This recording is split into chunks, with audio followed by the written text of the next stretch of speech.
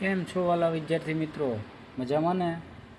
વિદ્યાર્થી મિત્રો, ગાલા assignment book 2026ના ધોરણ 12 ગુજરાતી વિષયના વિભાગ ડી અને ઈનું સોલ્યુશન મિત્રો બાકી હતું, જે પ્રશ્ન પેપર નંબર 2. ઘણા બધા વિદ્યાર્થીઓ વારંવાર કોમેન્ટ કરતા કે સર વિભાગ ડી અને ઈનું સોલ્યુશન આપો. તો મિત્રો, એ આતુરતાનો અંત છે. આજે આપણે વિભાગ ડી અને ઈ આ બંને વિભાગોનું સંપૂર્ણ સોલ્યુશન છે એ તમારી સમક્ષ રજૂ કરી રહ્યો છું. વિદ્યાર્થી મિત્રો, હું ગોળકિયા પ્રવીણભાઈ આપ દરેક વિદ્યાર્થી મિત્રોનું હાર્દિક સ્વાગત કરું છું. વિદ્યાર્થી મિત્રો, બોર્ડ 2026 ખૂબ નજીક છે અને આ સમય દરમિયાન સૌથી વધારે માર્ક્સ તમે પ્રાપ્ત કરી શકો એ માટે ગાલા એસાઇનમેન્ટ બુક ખૂબ મહત્ત્વપૂર્ણ અને ઉપયોગી છે. એ ગાલા એસાઇનમેન્ટ બુકનું ધોરણ 12નું ગુજરાતીનું પેપર નંબર 2 વિભાગ ડી અને ઈનું સોલ્યુશન આપણે જોઈએ. હવે વિભાગ ડી એટલે વિદ્યાર્થી મિત્રો અર્થગ્રહણને લગતા આખા પ્રશ્નો છે એની અંદર રહેલા હોય છે. સૌથી પહેલાં એવી સૂચના હોય છે કે નીચેનું પાઠ્યેતર કાવ્ય વાંચી તે નીચે આપેલા પ્રશ્નોના 1-2 વાક્યમાં ઉત્તર લખો. તો વિદ્યાર્થી મિત્રો, આ આખું કાવ્ય છે, તમે આ કાવ્ય છે એ વાંચી લેજો. તમારા પેપરની અંદર પણ આવું કાવ્ય પૂછાયેલું હશે. તો આ કાવ્ય છે એ એક વખત છે એ શાંતિથી વાંચી લેવું. એક વખત ન સમજાય તો ફરીવાર વાંચી લેવું. આ પ્રિયકાંત મણિયાર રચિત આખું કાવ્ય છે, એમાં કેટલાક પ્રશ્નો છે એના જવાબ સાથેની માહિતી આપણે લઈએ. પહેલો પ્રશ્ન છે, કવિએ સમયને શાની ઉપમા આપી છે અને કેમ? તો કવિએ સમયને સોનાની ઉપમા આપી છે, કારણ કે સમય ખૂબ જ કિંમતી છે. જેમ સોનું કિંમતી ધાતુ છે તેમ સમય પણ અમૂલ્ય છે. એકવાર સમય પસાર થઈ જાય પછી તેને પાછો મેળવવો શક્ય નથી, એટલે કવિએ સમયને સોનાની ઉપમા આપી છે. 72મો પ્રશ્ન છે, કવિએ સમયનું સોનું કેવી રીતે વાપર્યું છે? તો મિત્રો, આનો જવાબ છે કે કવિએ સમયનું સોનું ફાવે તેમ વાપર્યું છે, એટલે કે સમય જેવું અમૂલ્ય સોનું કવિએ નિર્થક કામોમાં બગાડી દીધું. તેનું સાચું મૂલ્ય સમજ્યા વગર તેને વાપર્યું છે. 73મો પ્રશ્ન છે, કવિએ સોનું કથિર કેવી રીતે બની ગયું? અથવા કવિનું સોનું કથિર કેવી રીતે બની ગયું?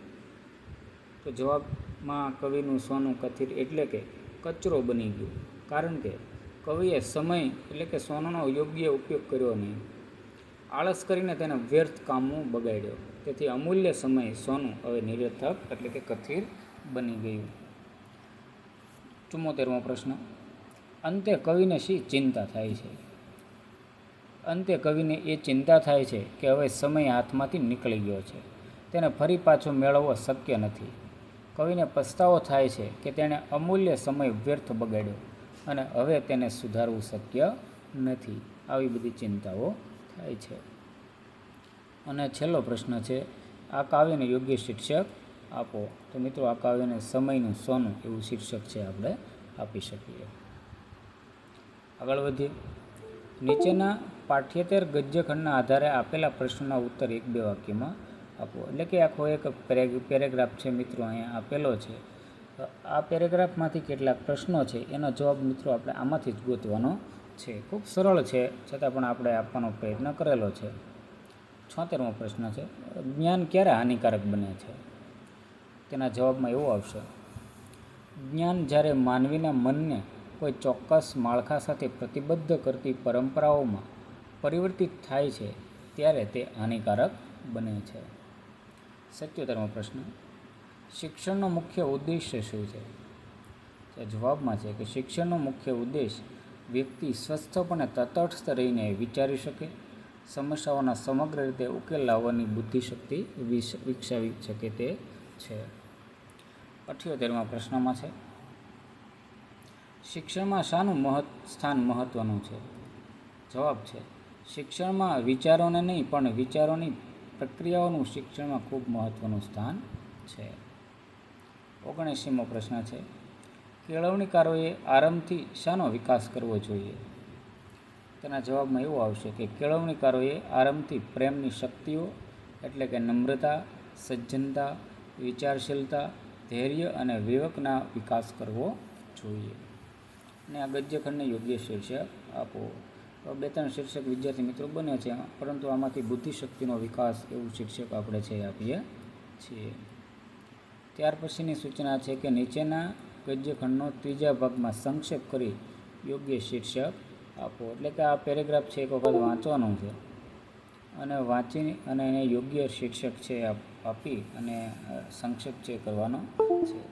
ઘણા બધા વિદ્યાર્થીઓ એવું કરતા હોય છે કે ત્રીજા ભાગમાં એટલે કે લીટીઓ ગણી લે, પછી પહેલી લીટી લખે, વચ્ચેની લખે અને છેલ્લી. એ રીતે મિત્રો આ સંક્ષેપ થતું નથી. એના માટેના ઘણા નીતિ નિયમો પણ છે. આપણે જોઈએ આ પેરેગ્રાફ છે એનું સંક્ષેપીકરણ. તો સૌથી પહેલાં શીર્ષક જોઈએ તો દુઃખ સુખનો પર્યાય. મહાપુરુષોને દુઃખમાંથી પસાર થવું પડ્યું છે. દુઃખ એમને માટે સુખરૂપ છે. દુઃખથી તે ઘડાય છે, પાકો થાય છે, પુષ્ટ બને છે, પ્રતિષ્ઠા અને કર્તવ્ય પાલનથી સહજ પ્રાપ્ત થાય છે. તો આ રીતે આખો આ સંક્ષિપ્તકરણ છે. અંતે છે નીચેના ગદ્યખંડને કાળકથન રીતિ પ્રમાણે વિચાર વિકાસના ક્રમમાં ગોઠવીને લખો.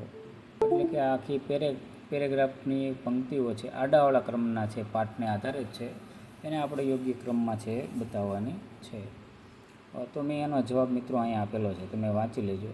કારણ કે હું વાંચું તો વિડીયો પાછો લાંબો થશે ને સમય ખૂબ ઓછો કહેવાય. એટલે આ રીતે એનો જવાબ સાથેની માહિતી મિત્રો આપેલી છે તે તમે જોઈ શકો. ત્યારબાદ છે વિભાગ ઈ એટલે કે લેખન સજ્જતાનો વિભાગ, એની ચર્ચા કરીએ. તો એમાં છે કે તમારા નજીકના શહેરમાં આવેલ રંગરસાયણના કારખાનાનું ગંદુ પાણી તમારા ગામની નદીમાં છોડીને નદીને દૂષિત કરવામાં આવી રહી છે, જે અંગે ઘટતી કાર્યવાહી કરવા તમારા જિલ્લા કલેક્ટરશ્રીને અરજી કરો. તો આ રીતે આ બાજુ આખોનું સરનામું આવશે લખનારનું, આ જિલ્લા કલેક્ટર ભાવનગર, આ વિષય અને આપણો જે મુખ્ય મુદ્દો છે એ મિત્રો ધ્યાનમાં રાખીને આ લખવાનો છે. મેં મારી રીતે સરનામું એ બધું દર્શાવેલું છે, તમે તમારી રીતે પણ લખી અને આ કરી શકો છો. તો આ રીતે સરસ મજાનો આખો આ કલેક્ટરશ્રીનો પત્ર છે એ લખેલો છે. અંતે આપણી સહી ને એ બધું છે એ દર્શાવેલું છે. મેં મારી રીતે સરનામું મિત્રો આપ્યું, તમે તમારી રીતે પણ આપી શકો છો. ત્યારબાદ છે પાઠ્યેતર ગદ્યખંડનું વાદાત્મક ગદ્યમાં રૂપાંતર કરો. એટલે કે આ આખો એક પેરેગ્રાફ છે, એને ધ્યાનમાં રાખી અને વાદાત્મક ગદ્યની અંદર ફેરવવાનો છે. આપણે એનો જવાબ મિત્રો અહીંયા આપેલો છે, તમે વાંચી શકો છો. તેમાં કઈ રીતની દલીલબાજી છે, સંવેદનશીલતા છે, એ બધું દર્શાવીને આખું છે લખવાનું હોય છે, જે મેં અહીંયા એક જવાબ રીતે તમારા માટે ખૂબ મહેનત કરીને છે એ બનાવેલું છે. વિદ્યાર્થી મિત્રો, આ બધું સોલ્યુશનમાં ખૂબ જ મહેનત માંગી લેતી હોય છે, પણ તમારા બધાના સાથ સહકારને કારણે આ બધું જ છે આપણે કરવા માટે તૈયાર છીએ. ત્યાર પછી છે નીચે આપેલ શબ્દ યાદીનો ઉપયોગ કરી લગ્ન માટે પસંદ થયેલી અનાથાશ્રમની એક કન્યાનો મનોભાવો વિશે 70થી 80 શબ્દોમાં ભાવાત્મક ગદ્ય લખો. એટલે કે આ આખો મુદ્દાઓ છે, શબ્દ યાદી છે, એના આધારે ભાવાત્મક ગદ્યની અંદર લખવાનું છે. સરસ રીતે આપણે મુદ્દાને આધારે મિત્રો આ જવાબ છે દર્શાવેલો છે, તમે આ જોઈ શકો છો.